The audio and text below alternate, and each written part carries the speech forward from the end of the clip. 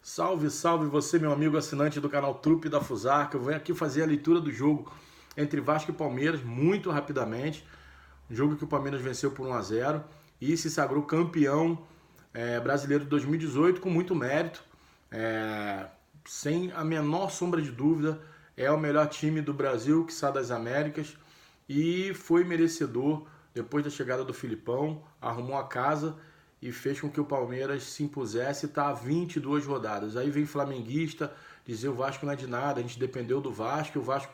Meu amigo, você dependeu do Vasco? Não, nós jogamos contra um time que está 22 rodadas sem perder para ninguém.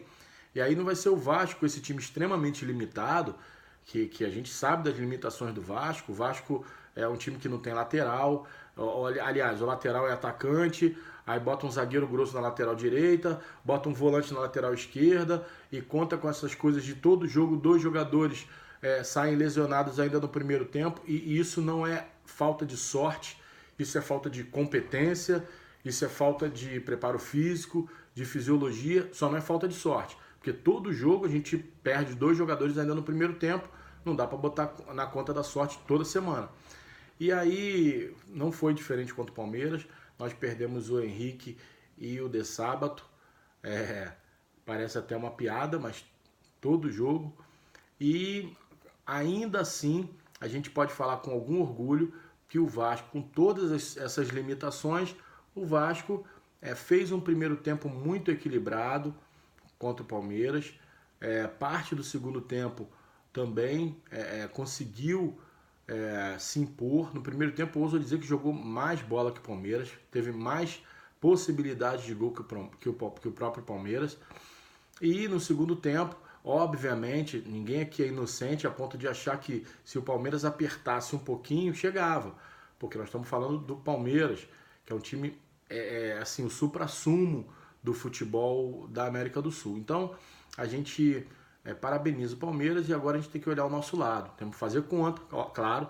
O Vasco hoje tem 42 pontos e o limite da zona está na faixa dos 39. Então, se você parar para pensar, o Paraná e o Vitória já caíram e vocês não pegam mais o Vasco. O Sport, a Chapecoense e o América Mineiro, esses três candidatos, fora Vasco e Fluminense, obviamente, esses três candidatos são os candidatos que querem sair para botar Vasco e Fluminense nas suas vagas dentro da zona. Então, o que o Vasco precisa fazer? A gente não pode contar com o Fluminense, porque é um time que está a 7 ou 8 rodadas sem marcar gol.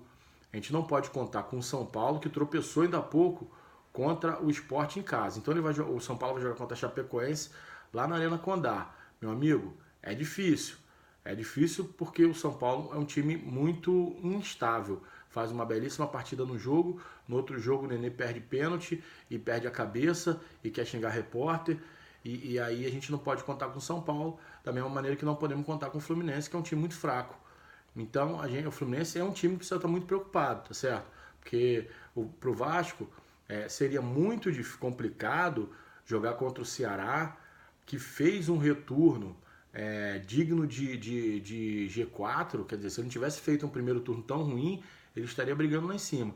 Mas parabéns pro Lisca, que acertou o Ceará, e graças a Deus nós vamos jogar contra o Ceará no próximo domingo, que não será mais um confronto direto, uma vez que o Ceará já está matematicamente livre.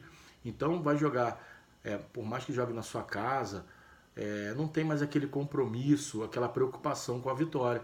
Então eu acho que isso facilitou a vida do Vasco, que depende das suas próprias forças. Em todos os outros três rebaixamentos, o Vasco vinha dentro da zona de rebaixamento e tentava sair na última rodada.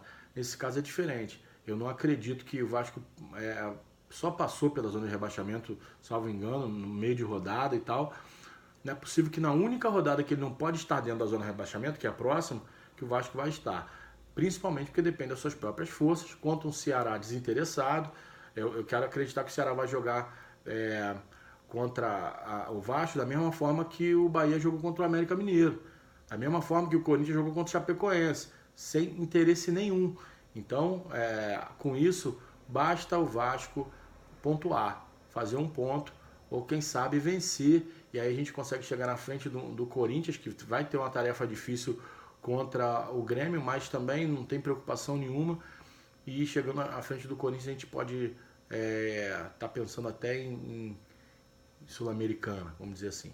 Então, meus amigos, é isso. A conta é essa. Precisamos pontuar, que seja um pontinho nos livra e a gente segue adiante. Obrigado mais uma vez pelo apoio, pelo suporte, pelas curtidas, pelos compartilhamentos. Mais uma vez eu faço o convite. Tamo junto. www.templariosdoalmirante.com.br. Um abraço. A trupe é da Fusarca. Até a próxima. Tchau, tchau.